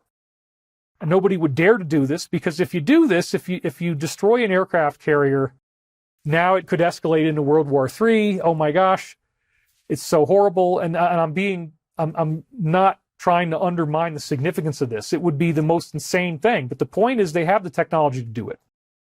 It could be done by Russia, it could be done by China, and it could be done by Iran. So the simulations that have now occurred have indicated that if we get into a larger conflict with these more advanced technologies, Israel could be in really big trouble. They could be essentially wiped out. And I absolutely do not want to see that happen. So under no circumstances do I want to see this thing escalate and go farther into the Bible prophecy that we see here, where in 1 hour the judgment of Babylon falls and people see the smoke from far away. This sounds like it could be nuclear. It sounds like it could involve supersonics. It's very, very frightening. Now, I don't think that we're going to see any carriers getting aced, but I have seen 2 different sources. One is Ezra Cohen, the other one is Benjamin Fulford, and they both independently said that there might have been plans to do this as an FF, but then to try to blame it on the enemy. Those plans have been stopped, so I don't think that's going to happen. I pray to God it doesn't, because if it does, I want to be wrong. I want to be wrong, so if it does happen, then I was wrong. But I don't think it will. But it could happen. In other words, if things escalate, they now have the technology to do this. And so warfighting is fundamentally changed, and that type of system is probably not going to be useful moving forward. It's just reality. You know, these are the kind of things you have to look at. You have to have an honest, pragmatic analysis. So again, we have all of these things that are 2,000-year-old prophecies that are highly relevant to exactly what we see going on right now. And it's shocking to me. It really does concern me. But I don't think this is going to be a bad thing, because the amount of counterattack that was going to happen for this hideous event has already been scaled back dramatically. The talk at the very beginning was of a full-scale assault, and now even the Biden administration is against that. Most of the people in the world are against that, and humanitarian corridors have been opened up. Evacuations have now been taking place. There probably is going to be some kind of ground thing. Let's hope that it stays short in duration, and we are going to use the technology of global peace meditation to try to keep it that way. That's a big part of why we're here. So all of these things in the book of Revelation seem to add up to what's happening right now. But again, the disasters are not the end. And that's where people get lost. Revelations 21 and 22 is all about the New Jerusalem. So that's where the story ends up taking us. So now we're going to jump right ahead to Revelations 21. And I'm just going to get to the core of it, because all this stuff about the New Jerusalem and the measurements and the number of gates and the colors of the jewels and everything, I just actually didn't have time. And I said, we're never going to be able to get through all this in the show. I'll do it later. But I wanted to focus on the core of what we see in these quotes. Here it is. This is the Ascension part where it gets really good. And the mighty ones, or angels, shall wipe away all tears from their eyes. And this, by the way, is a slightly altered translation that I got off of BibleRealityCheck.com, where, for example, they've replaced the word heaven with the word outer space, because the original Greek uranos actually is translated as outer space in any other text other than the Bible. And that opens up a whole new space extraterrestrial angel component to the Bible that I've talked about before. The mighty ones shall wipe away all tears from their eyes, and there shall be no more death, neither sorrow nor crying, neither shall there be any more pain, for the former things are passed away. And he that sat upon the throne said, Behold, I make all things new. And he said unto me, Write, for these words are true and faithful. So this is literally a prophecy talking about no more war, no more famine, no more fighting. The world goes into a truly unified, peaceful condition, and that's where I believe all this is heading. That this is the last big war that we're seeing. It's the one that's happening now. And once we can learn to rely on each other and not be so mean to each other, I think we're going to be able to get to this point. And he carried me away in the spirit to a great and high mountain. Here it comes. And he showed me that great city, the holy Jerusalem, descending out of outer space from the mighty ones, having the glory of the mighty ones. And her light was like unto a stone most precious, even like a jasper stone, clear as crystal. So, there's this whole weird thing about the New Jerusalem, and in the book, The Dimensions of Paradise by John Mitchell, he associates this vision directly with the dodecahedron geometry. They actually give you all the clues to say that they're describing a dodecahedron, which again was that shape that we saw in the boundary between the hot and cold areas on Jupiter. And it's one of the basic shapes that's made by vibration of the photon. So a dodecahedron is a form of a photon, if you will. And so this is actually another weird symbol where the New Jerusalem is describing a geometric pattern that actually corresponds to the atoms in our reality changing somehow. That's why I like it so much. I like the correlations between how we're seeing these crop formations that illustrated St. John on the cross, the Salvador Dali painting that he made, and then the tetrahedron, all interconnected. It's the spiritualization of our reality, just like Dali saw that this was actually the nucleus of the atom and Christ consciousness. And the crop circle makers clearly wanted us to see this because they keep showing us the tetrahedron. And again, in that Dali formation, they basically endorsed Dali's dream vision as being correct. So again, we saw the gematria of the passages in this part of the Bible that I've been reading to you adds up to 31,680. And this was the original illustration that was made by my colleague, Joe Mason. It's got two different fonts in it, which you're not supposed to do. And it's all pixelized, lots of writing on it. But the bottom line, what you really need to look at right now is on the top right, which is the total square footage of the circles, is 31,680, which equals New Jerusalem in John Mitchell's book. And there's a lot of other stuff we could talk about. There is a 666 in there because there's 6 joining points going to each of the circles. So if we look at these 3 circles on the corners, we see, for example, on the one that he says moon, you have the line, and then you have the 2 lines from the circle coming into that point, then you have 3 other points coming in. So if you count the intersection between the moon circle and the main tetrahedron, yeah, there's 6 lines going in there. Same thing is also the case with the glyph of the sun. There's 3 lines coming up from the bottom. Then you have 3 lines at the top because there's the 2 lines of the circle, one way and the other way, and then another line coming in, which makes 3. And then on the one that's on the bottom right, the sphere is implied. You don't actually see the whole sphere, but once again, with the sphere there, you'd have 6. So this is showing the 666 deliberately because that represents evil, but it's transforming into the 31,680, which is the square feet of all the circles put together. And that represents the New Jerusalem. And then another thing that I don't have time to go into a whole lot of detail about is that the number 3,168 corresponds to Lord Jesus Christ.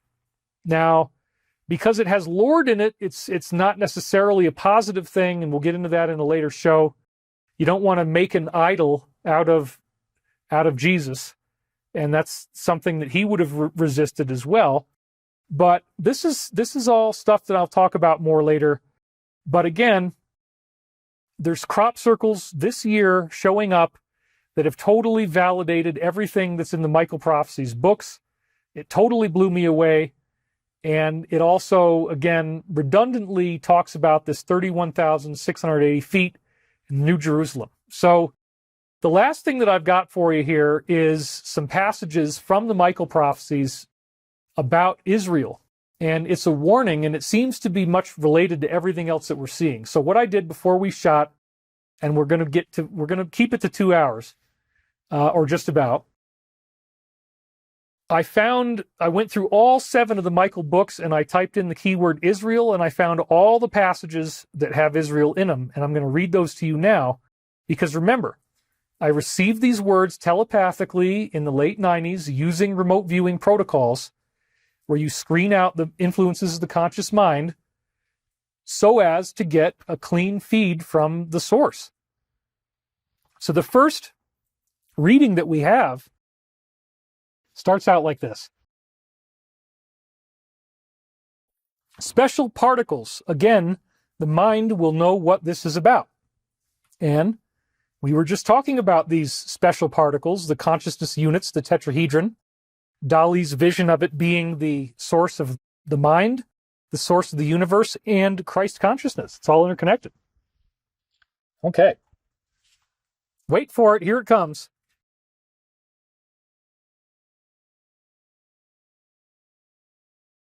Palestinians, Israel, you should know more about this. Their impeccable track record stands to tarnish yet once more. There are some of those things in life that no one likes to talk about, but it is a necessity. So the special particles, again, is related to the 31,680, the New Jerusalem, and how that showed up in the tetrahedron. And then they immediately talk about a prophecy of what sounds like a war between Israel and Palestine. Palestinians, Israel, you should know more about this. Their impeccable track record, which might be ironic, that might be a sarcastic statement. Certainly what happened with the Palestinians was disgusting. It stands to tarnish yet once more. So this is very crazy. Because again, look at the top. It was November 29th, 1997, and these prophecies were sandwiched in with a whole book where everything is calibrated to the present in a very stunning way. So then I go on from here and I say, please speak more on the Palestinians. And they say, beloved Israel will soon be falling into discord, as has been predicted. This is not as much a matter of concern as one of inevitability. Many tempers will flare as the great war approaches. Oh my gosh. And then I wrote in the book, This is exactly what we are seeing now, an escalating war involving Russia, Ukraine, China, Taiwan, and activity in Israel as well. So remember, I published all 7 of these books before this war actually started, and it was seemingly a big surprise, even though a movie just came out with Helen Mirren about the Yom Kippur War on its 50th anniversary. So Hollywood's got a movie about this thing happening, and I was even thinking about watching the movie. I was going through the new titles. I'm like, maybe I'll watch this Helen Mirren movie. And then all of a sudden, something happens just like what the movie was talking about. Isn't that strange? And in this passage, it says, "Beloved Israel will soon be falling into discord.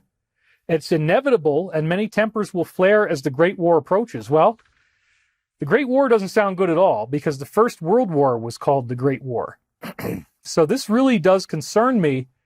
But then they also say that by me bringing this out, we're preventing a lot of the bad stuff from happening.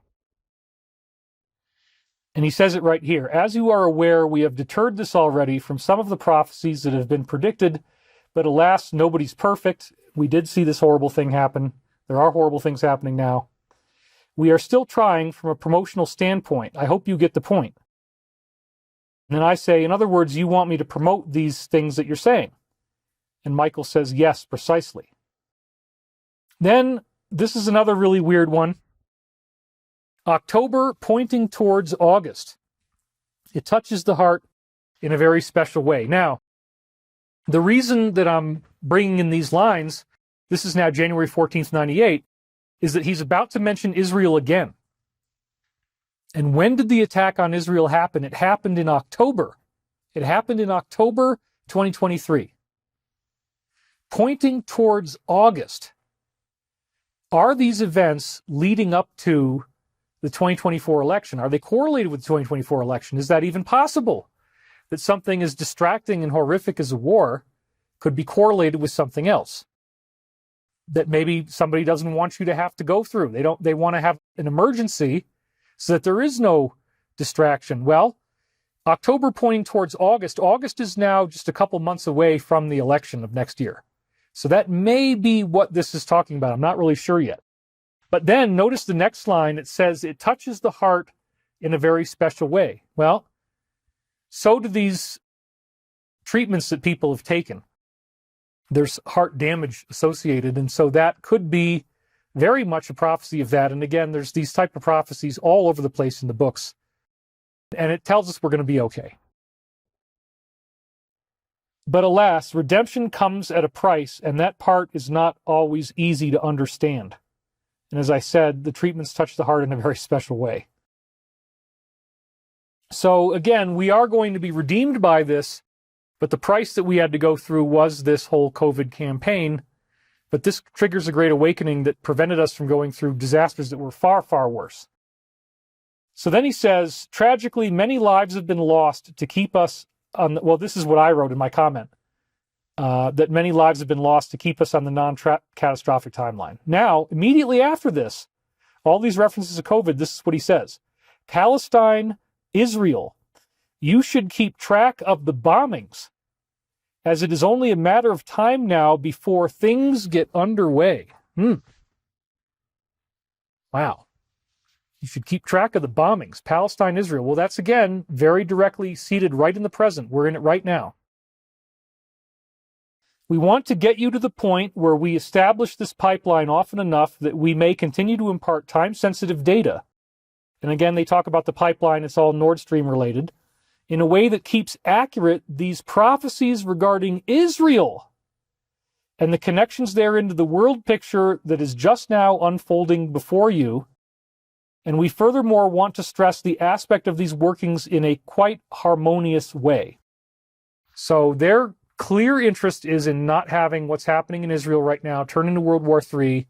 But they also said that tempers will flare as the Great War approaches, and it's inevitable. Now, how inevitable is it? Well, it's already happening, and I think it's hopefully not going to be as bad. We're going to use this global meditation technology to try to do our part to keep the hostilities down, because it has been proven to work.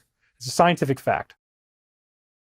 So prophecies regarding Israel, and they want it to be harmonious. Then he again talks about Israel on August 5th, 1998. Members of the board of Israel and of Pluto, the death planet, have an interesting opportunity here for surprises that await us. Well, Israel just got surprised. So once again, this is very strange prophecy. We can tell you about the intimate opportunities that will be gained to cause a ruckus. We cannot tell you the exact dates as of yet. This turn would be of a simultaneous multinational nature, and it would seem very depressing in the midst of these other circumstances. So once again, Michael clearly warns about a potential war in Israel and says it could make things much, much worse. This idea that, people wanting to get revenge against the so-called Whore of Babylon or the deep state, we don't want this revenge stuff to play out. We want to keep it peaceful. And so when atrocities take place, you do have to punish those who are guilty, but you also have to be very careful in how you do this, in so as not to create a situation where if the adversary hits us with these missiles, then everybody's like, oh my gosh, now we got to go for bigger stuff. And no, we don't. We don't need to turn this into World War III. We really don't. Michael is telling us this in his own prophecies. So he's saying that this simultaneous multinational war would be very depressing. Therefore, and again, he's saying we don't want this to happen. The ascertaining, this a little bit symbolically encrypted, but he does this a lot, but you'll see that Israel's mentioned yet again here. The ascertaining of various individual forces is a great and superior focus for many individuals, and one not without serious religious and emblematic overtones. While it is familiar for us to work as an influence over Israel, for example, most of the rest of the world does not consider itself sacred or honorable enough to be privy to such visitations. And this is a really interesting point. The New Jerusalem, the prophecy means the ETs that you see in the Old and the New Testament come back again. And they're here. And so therefore everything becomes the New Jerusalem. The whole planet becomes the Holy Land. We don't need to fight over where contacts happened before, because now new contacts happen that basically make the old ones much less of a thing to fight over, if at all. It's a consciousness shift. The whole world changes into the Holy Land, and it's very interesting. So this is showing us how the circumstances happening with Israel do directly pave the way to the defeat of the deep state and the coming of these galactic brothers and sisters. Now we're going to take you to the final one, the final prophecy that we have left in the canon here of Israel. There have always been a few of those people who would trigger Palestine and Israel into a conflict. So somebody wanted to trigger this from the outside. Well, that's the DS once again. They want to create this because they really need it. They need this to happen to try to avoid their own exposure and downfall. So this is their last chance to try to do something like this. Warlike actions do not supersede the glory of the one infinite creator and the decisions that are made as a direct result of the one infinite creator. And so keep that in mind as this warlike scenario develops itself yet again. In other words, the glory of the one infinite creator will not be superseded, and it has already made decisions. And again, remember, this is August 25th, 1999, in a book of prophecy, saying Israel and Palestine are going to be in a conflict, and I released the book before the conflict started. I released the book, I guess, at the end of August. I think I had it finished in August, yeah.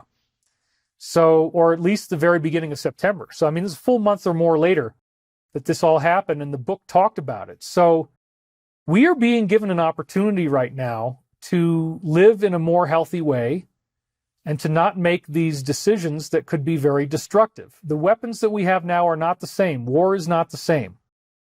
Larger scale wars now involve the loss of major assets like aircraft carriers. And if people are not thinking about that, they could be really surprised by that. So I don't want you to be surprised by the idea.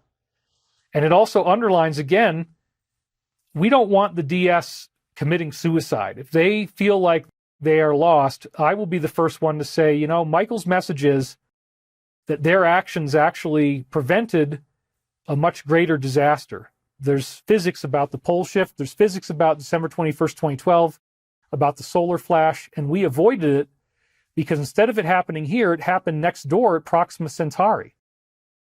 So I'm very thrilled to have brought you all this information because I don't believe these prophecies are heading in a negative direction.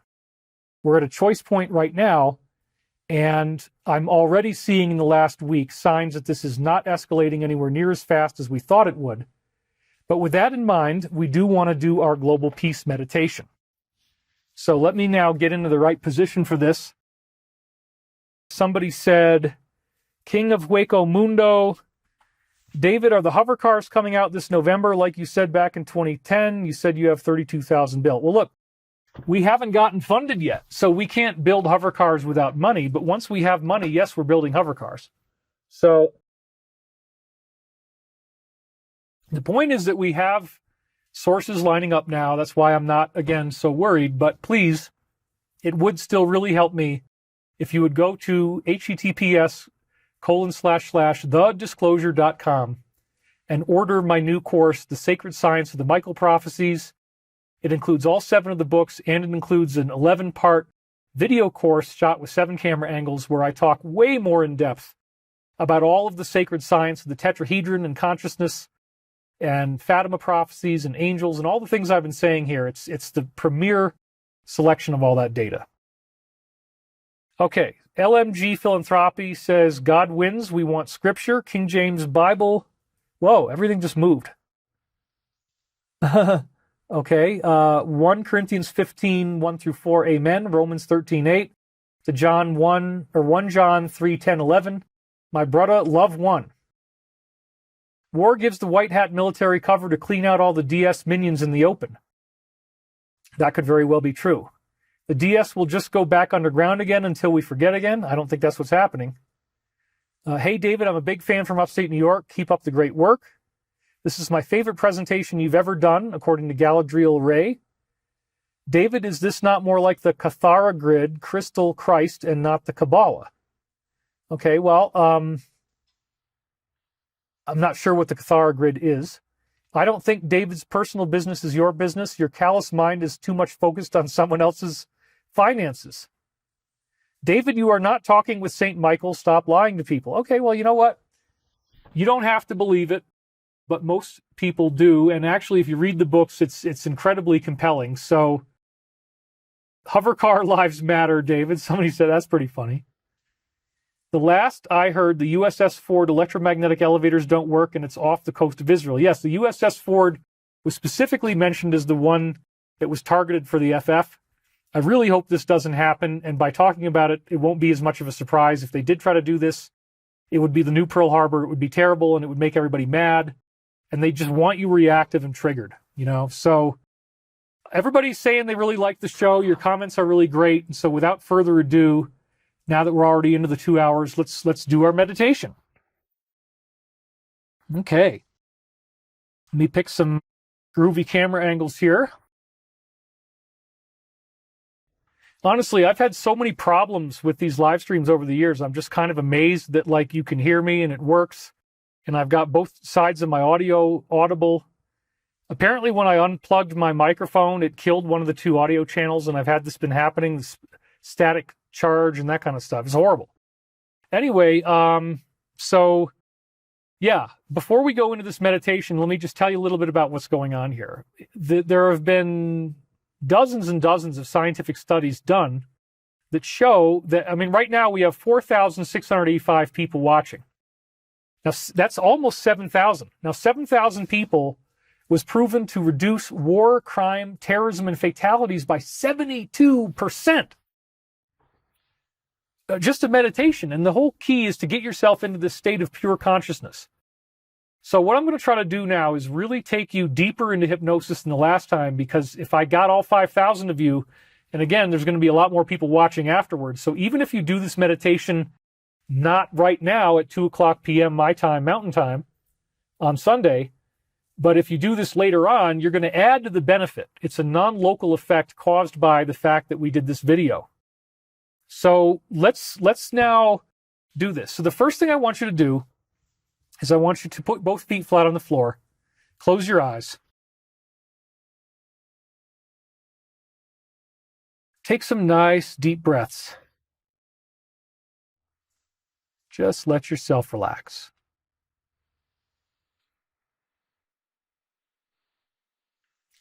As you find yourself breathing, you can just perhaps breathe in through the nose and exhale through the mouth if that feels good. Become aware of your breath. Become aware of the diaphragm. Allow your lungs to really fill with air and be healthy and pure and clean. Take this feeling, take this energy. Breathe in. And allow yourself to feel a melting peace, going deeper and deeper into the sense of stillness, into the immortality that belongs to all of us. As we shine our flashlight through the dark cave, hearing the echoed sounds of our footsteps, as we walk deeper and deeper into the mystery, exploring the totality of the present and the resonant silence that is available to all of us.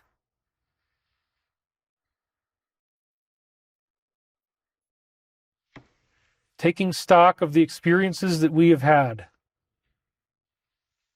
all the learning opportunities, as we learn to forgive and to accept one another despite our differences. Breathing ever more deeply, noticing now the body has become very relaxed, very distant, tingling pinpoints of light.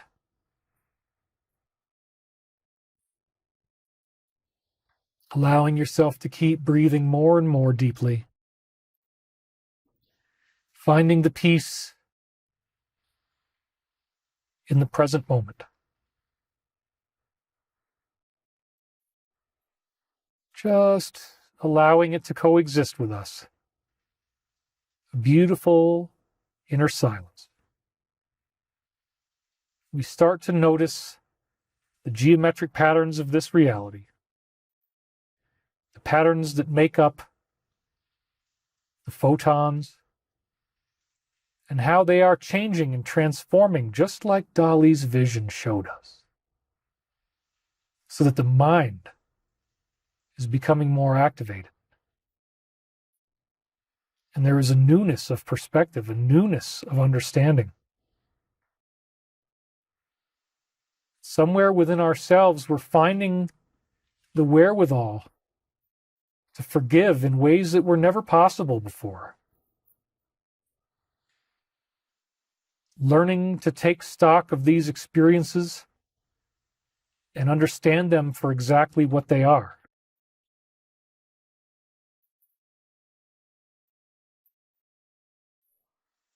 Going deeper into the silence,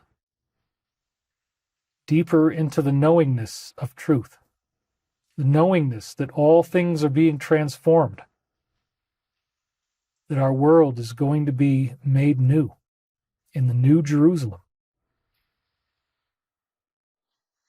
And as we breathe in, we imagine our brightness becoming brighter, the light filling us on every level,